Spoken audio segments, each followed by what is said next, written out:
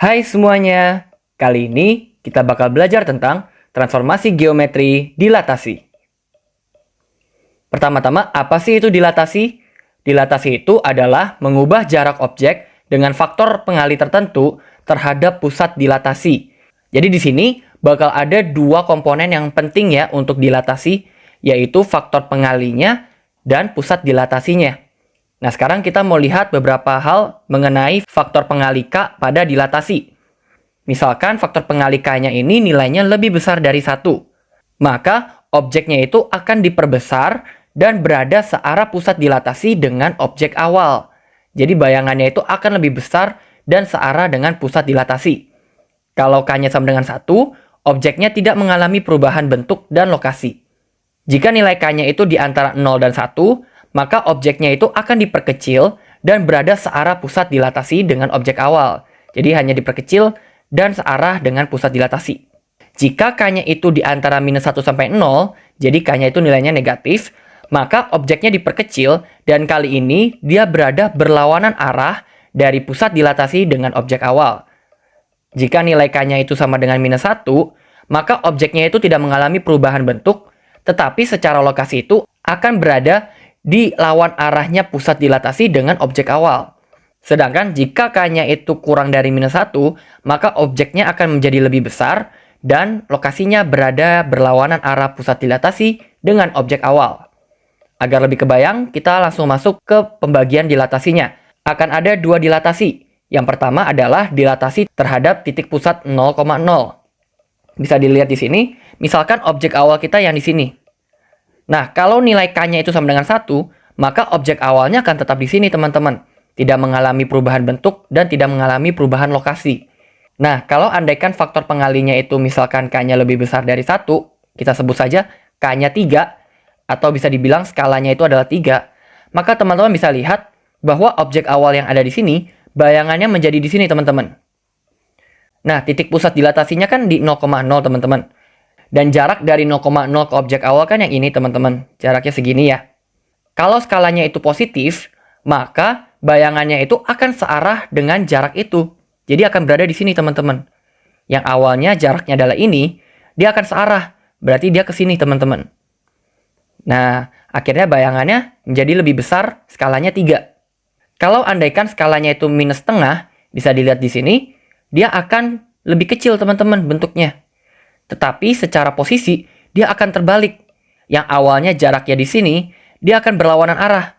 Jadinya, lokasinya di sini. Begitu juga untuk titik B dan titik C. Sebenarnya, dilatasi itu adalah perbesaran koordinat, teman-teman. Bisa dilihat, misalkan kita punya titik A. Titik A ini, kalau mengalami dilatasi dengan faktor pengalinya adalah 3, maka koordinat X dan Y-nya itu akan dikalikan dengan faktor pengali tersebut. Bisa dilihat di sini, bahwa titik A ini yang awalnya X-nya adalah 1, karena faktor pengali 3, dia menjadi di A aksen dengan X-nya itu adalah 3. Sedangkan untuk Y-nya yang awalnya di 2, dia akan menjadi Y-nya di 6. Begitu juga untuk minus setengah. Yang awalnya berada di 1,2, akan menjadi di minus setengah, minus 1. Sehingga titik X, Y itu akan menjadi X aksen, Y aksen, karena dilatasi 0,0 dengan faktor pengalinya K. Maka kita akan mempunyai rumusnya seperti berikut, yaitu X aksen, Y aksen sama dengan matriks pengalinya adalah K00K, di mana K-nya itu adalah faktor pengali, dikali dengan XY. Yang selanjutnya adalah dilatasi terhadap titik pusat A, B. Kali ini pusat dilatasinya berada di A, B. Contohnya berada di sini, A, B.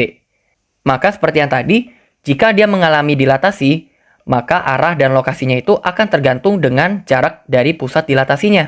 Bisa dilihat di sini, titik A itu koordinatnya di 4,4. Tetapi kalau andaikan dia didilatasi dengan pusat dilatasinya berada di A, B itu berada di 3,2 ya di contoh ini, maka dengan faktor pengali 3 itu, titik A ini tidak dibesarkan ke titik 12,12, tetapi hanya ke 8,6.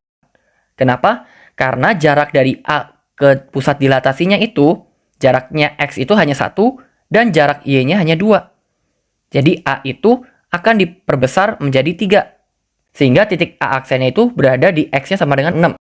Begitu juga untuk Y-nya.